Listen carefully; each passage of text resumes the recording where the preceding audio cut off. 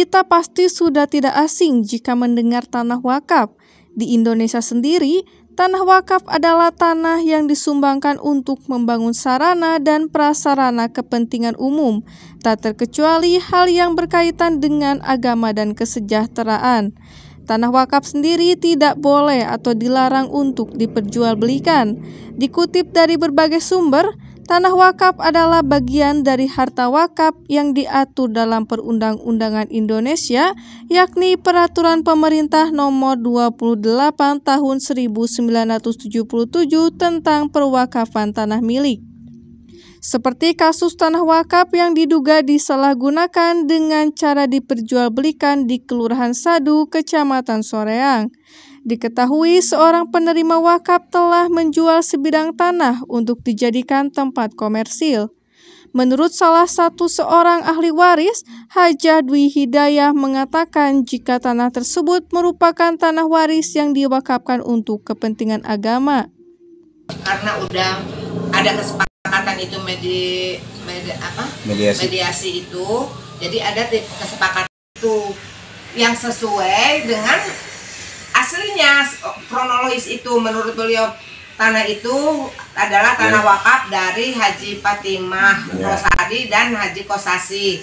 Yang diberikan kuasa sebagai nadir adalah Ustadz Sopandi Dahlan, dan yang tadi kita bicarakan karena udah sepuh, jadi beliau yang melanjutkan.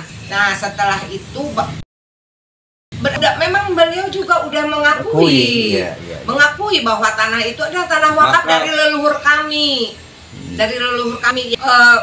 Cuman 3 bersaudara yang masih ada wakaf oleh orang tua kami, dari Haji Hamidi,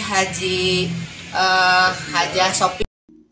Sebelumnya, tanah wakaf tersebut diserahkan kepada penerima wakaf yang bernama Dahlan Sopandi. Namun seiring berjalannya waktu, penerima wakaf diserah terimakan kepada Dayat yang tidak lain adalah putra dari Dahlan Sopandi. Namun setelah diserahkan kepada Dayat, menurut Haji Kiki, dirinya mendapatkan laporan dari keluarganya sendiri bahwa Dayat tidak amanah dalam mengelola tanah wakaf. Sedangkan pihaknya baru menyadari kalau permasalahan tersebut sedang menjadi gugatan di Pengadilan Agama Kabupaten Bandung dengan nomor perkara 1012-PDTG-2022-PA. Sebenarnya pihaknya sudah mengingatkan bahwa tanah tersebut adalah tanah wakaf pemberian leluhurnya untuk kesejahteraan masjid serta madrasah milik leluhurnya.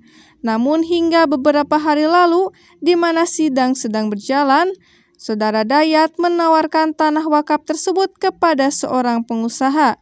Ini jelas sangat tidak amanah.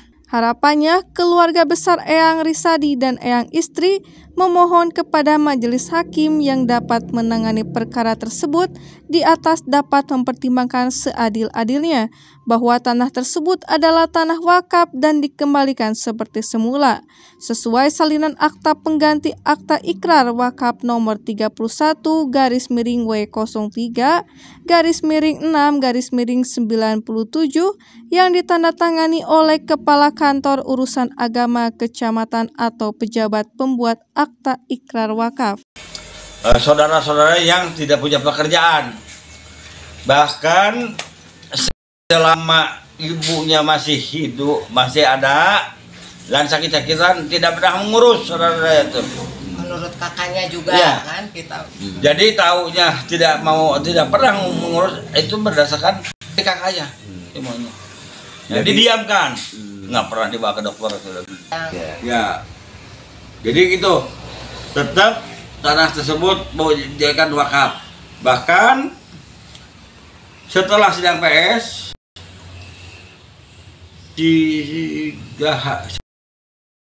sebelum sidang PS saya diundang ke madrasah oleh saudara Dayat, pada kumpul dan sepakat dia mau pakai kuasa hukum dari kami, keluarga besar ahli waris.